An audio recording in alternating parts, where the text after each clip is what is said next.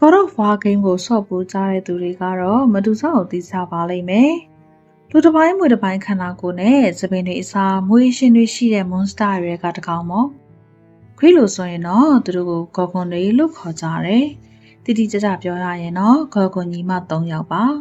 ။သူတို့ကပင်လယ်နဲ့ဖျားတွေဖြစ်ကြတဲ့ Foxes နဲ့ C2 တို့ကနေမွေးလာတာဖြစ်ပြီးတော့ဂေါ်ကွန်ညီမ3ဘောအဖြစ်နာမည်ကျော်ကြပါတယ်။ Usually Steno နဲ့ Medusa တို့ဖြစ်ပြီးတော့မွေတွေနဲ့ဖွဲ့စည်းထားတဲ့စပင်တွေ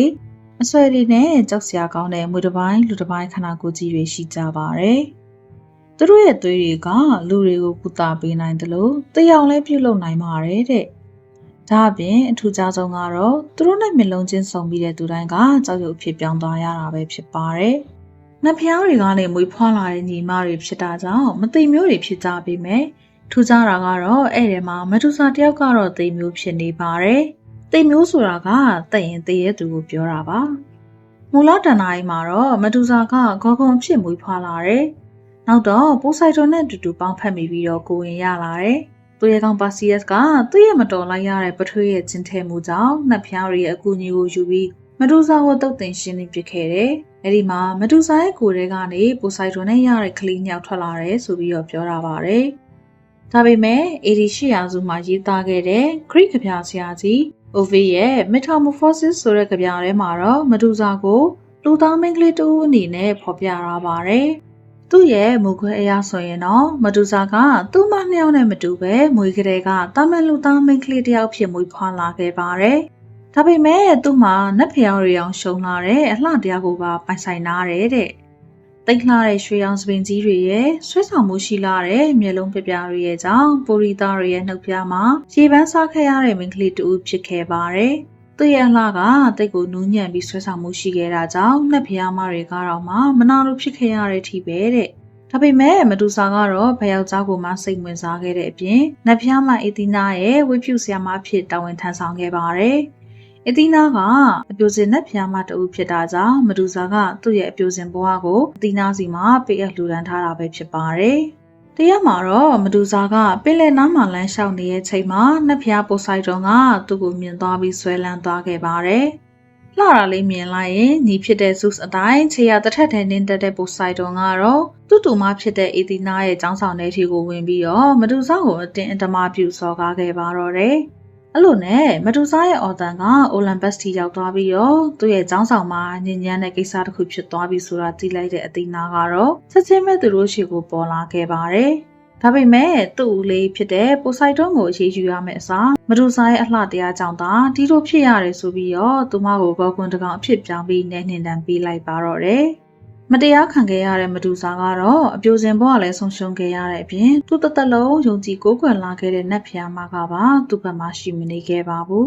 ။အဲ့လိုနဲ့မတူစာကသူ့မတွေနေထိုင်တဲ့ပင်လယ်ထဲကခုတစ်ခုမှသွားရောက်နေခဲ့ရပါတော့တယ်။သူမမှာတော့ပိုဆိုက်ဒွန်ရဲ့မတရားပြုကျင့်ခံခဲ့ရတာကနေကိုဝင်လည်းရရှိသွားခဲ့ပါတော့တယ်။တရားမှာတော့ Greek သူရဲကောင်းဖြစ်တဲ့ Perseus ကဘုရင်ကြီး Polythetes ရဲ့ဆန္ဒအရမတူစာကိုကောင်းဖြတ်တုတ်တင်ဖို့ဖြစ်လာပါတော့တယ်။ဘုရင်ကြီးကပါစီယက်ရဲ့အမေကိုသိမ့်ပိတ်ချင်တာကြောင့်သူ့သားကိုတေးတန်းစီပို့ခဲ့ပေမဲ့နတ်ဖျားတွေကတော့သူ့ကိုကူညီခဲ့ပါတယ်။ဒါကြောင့်ပါစီယက်ကအတီနာစီကမှန်လို့တောက်ပြောင်နေတဲ့ဂျင်းနီတိုင်းတစ်ချက်ဟာမီစီကပြန်တန်းလို့ရတဲ့ဖနက်နဲ့ဓာတ်တလက်ဟီဒီစီကတော့ကိုရောင်ဖြောင်းနိုင်တဲ့ခမောက်အပြင်တောဆောင်နှက်ကလေးတွေစီကမတူစာရဲ့ဥက္ကံကိုထဲဖို့အထူးပြုလုပ်ထားတဲ့အိတ်တို့ကိုရရှိခဲ့ပါတယ်။အဲ့လိုနဲ့မတူစာတို့ရှိရဲ့နေရာကိုအထူးလှမ်းညွှန်မှုနဲ့ရောက်လာပြီးအိပ်ပျော်နေတဲ့ဂေါ်ကွန်3ယောက်ထဲကမတူစာရဲ့ကောင်းကိုဖျက်ယူလာနိုင်ခဲ့ပါတယ်။ကျန်တဲ့အမတွေကနိုးလာချိန်မှာတော့ဟေတီစ်ရဲ့ခမောင်းနဲ့ဟာမီစ်ပေရဲ့ဖနက်ကိုတုံးပြီးတော့ထွက်ပြေးလာနိုင်ခဲ့ပါတယ်။ဒါပေမဲ့မတူစာမှာပိုဆိုက်ဒွန်နဲ့ရတဲ့ကိုဝင်ရှိနေရကြောင်းသူမရဲ့ဥက္ကံကိုဖျက်လိုက်ချိန်မှာPegasus လို့ခေါ်တဲ့တောင်ပန်ပါတဲ့နတ်မြင်းပြန်တစ်ကောင်နဲ့ Chrysos ဆိုတဲ့ရွှေသားကင်ထားတဲ့ဘလူးတစ်ကောင်မှမွေးဖွားလာပါတယ်။ဒီနေရာမှာ Chrysos ကိုတချို့ကဝက်ပြန်အနေနဲ့ဖော်ပြသလိုတချို့ကလည်းလူငယ်တယောက်အနေနဲ့ဖော်ပြကြပါတယ်။ဒါ့အပြင်မတူစာကတည်သွားခဲ့ပေမဲ့သူ့ရဲ့မျက်လုံးတွေကတော့အစွမ်းရှိနေစေဖြစ်ပါတယ်။အဲနောက်မှာတော့ Perseus ကသူ့ရဲ့အပြန်လမ်းမှာမတူစာရဲ့ခေါင်းပြက်ကိုတုံးပြီးတော့သူမိန်းမဖြစ်လာမယ်မင်းသမီးအန်ဒရိုမီတာကိုကတ်တင်ခဲ့ပါတယ်။ အဲ့ပြင်သူ့မိကိုသိမ့်ပိုက်ဖို့ကြံနေတဲ့ဘီရင်ကြီး Polytitis ကိုလည်းကြောက်ရွံ့အဖြစ်ပြောင်းပစ်ခဲ့ပါတော့တယ်။အဲ့ဒီနောက်မှာတော့မဒူဆာရဲ့ခေါင်းပြက်ကိုအီတီနာကိုပေးလိုက်ပြီးအီတီနာကသူ့ရဲ့ဒိုင်းထဲမှာမြုပ်နှံထည့်သွင်းခဲ့ပါတယ်တဲ့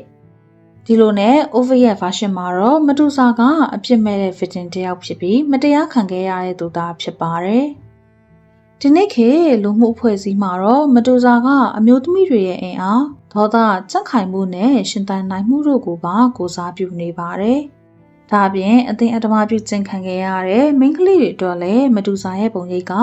အမှတ်သင်္ကေတတစ်ခုအနေနဲ့ရှိနေဆဲဖြစ်ပါတယ်။တချို့ကတော့ဒီစိတ်ဒဏ်ရာတွေကိုဖော်ပြဖို့အတွက်မဒူဆာရဲ့ဥကောင်းပုံကိုတတူအဖြစ်ရေးဆွဲကြတာလည်းရှိပါတယ်။ဒါကြောင့်မဒူဆာရဲ့ဒဏ္ဍာရီကမတူညီရဲ့ပုံစံနှမျိုးနဲ့ရှိနေပါတယ်။ခုကြည့်နေတဲ့သူတွေရဲ့အမြင်မှာတော့မဒူဆာကဘယ် version နဲ့ပိုတင်တော်ရလို့ထင်ကြလဲ။အမြင်လေးတွေကိုလည်း comment မှာရေးသွားပေးကြပါဦးနော်။အဆုံးထိကြည့်ပေးကြတဲ့သူအားလုံးကိုလည်းကျေးဇူးအများကြီးတင်ပါတယ်ရှင်။